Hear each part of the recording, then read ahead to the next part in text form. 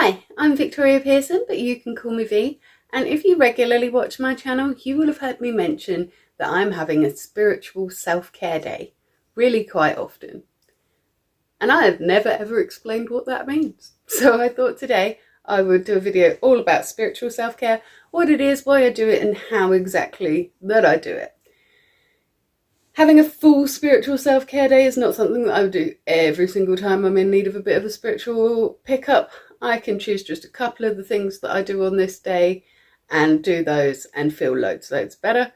But for the purposes of showing you the full thing, I'm going to show you my full spiritual self-care routine. So let's spend a spiritual self-care day together, shall we?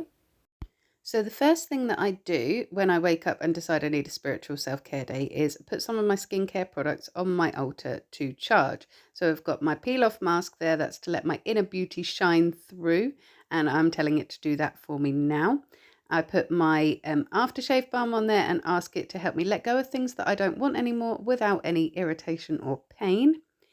I then put my eye cream on there to let me always see the way clearly ahead, and I put my moisturizer on there as well to stop the world from turning me hard when I need to remain nice and soft.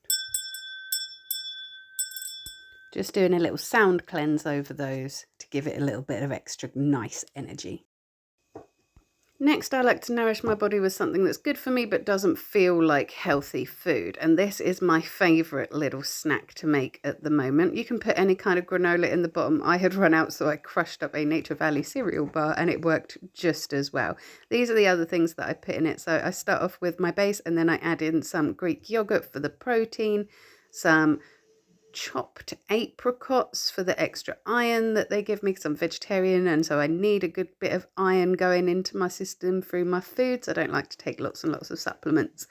I then add in some mixed dried fruit, that's sultanas, raisins and candied peel in there. It was the cheapest one, it's lasted for ages. Top that off with some chia seeds as well. I thought they'd be really gritty and horrid, but I don't even notice them in there. And then I add this Planet Superfood Super Seeds blend. It's got like held hemp seeds in there, sunflower seeds, all sorts of good bits and bobs in there to help me get all of my nutrients in. And the whole thing tastes like cheesecake, so it doesn't feel like health food at all. Next up, I like to do a little bit of journaling. This can take as long or as little time as you want. You can do a couple of quick bits, or you can really get drilled down into it. There are loads and loads of different prompts that you can use. If you can't think of any, if you do the ones that I use in this video and you want to carry this practice on but you can't think of any, literally Google, Pinterest, all these things, self-care journal prompts, you will get thousands of them, and I don't think any of them would be particularly harmful to do, to be honest. Probably should mention that on victoriapearson.co.uk you can get my own prompted journal, which gives you lots and lots of prompts to help you learn to love yourself. Some of the prompts that I do include, but aren't limited to, what does my highest self need me to focus on right now? What reassurances do my younger self need right now? How can I bring more joy into my day today? Reasons that I really love who I am today include ... There really isn't a wrong way to journal. Just get your pen out and start writing. There isn't a wrong way.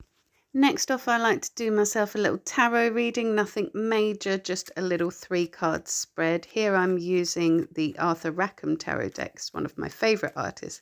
I believe that I got this deck as a gift. I like to just do a little 3-card pull, just asking what I need to focus on in the future. You don't have to get too specific.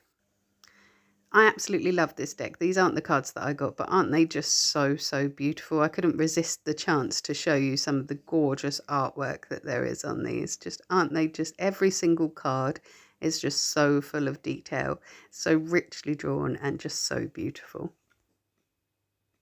Do you have a favourite tarot deck or divination tool? What do you love about it? Let me know in the comments.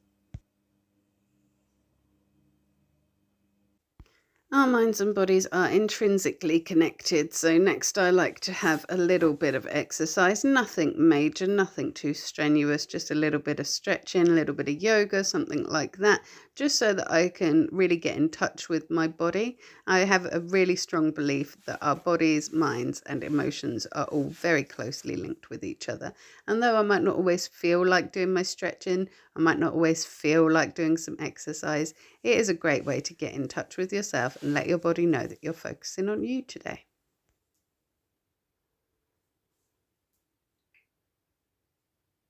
My dog was absolutely flexing on his very comfy bed and heap of furs in the corner, looking like he could never, ever be putting this much effort into anything.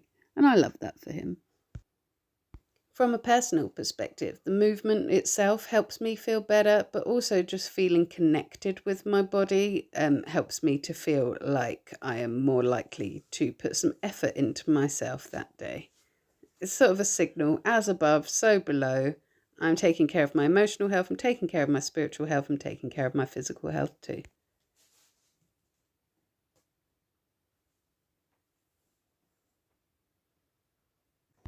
Now it's time for a more literal spiritual cleanse. I'm going for a spiritual self-care bath. So I start off by surrounding my bathtub with crystals. Some of them are even just stones. I don't know what half of them are, to be honest.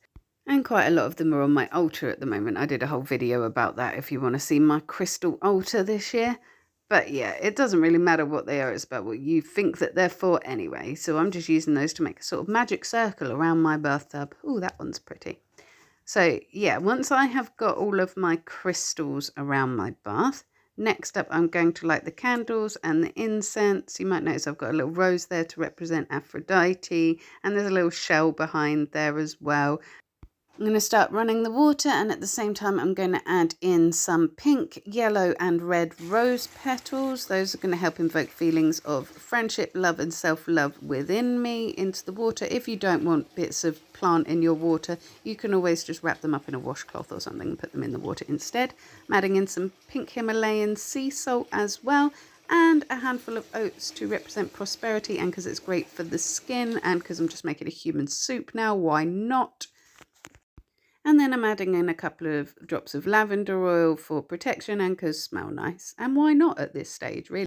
Once I'm all dry, I like to get outside into nature, even if it's only for a few minutes, even if it's just to look at the sky or listen to the birds sing, because it reminds me that we are all part of one great big whole. Then I like to do just a few minutes of meditation. That can either be just sitting quietly listening to myself, or I might follow one of the Headspace meditations or one of the free ones on YouTube, something like that, just to give myself a few minutes. I like to light a candle to mark it out as a separate part of my day and as a visual reminder to my family that I don't need to be disturbed because I'm meditating right now. All of that is totally optional. What matters is that you just sit and clear your mind for just a few minutes. Taking the time to value that little bit of quiet time can really help us to get in touch with our inner voice in a way that we don't normally get the chance to because we're too busy rushing around and throwing lots and lots of stimulation at our brains.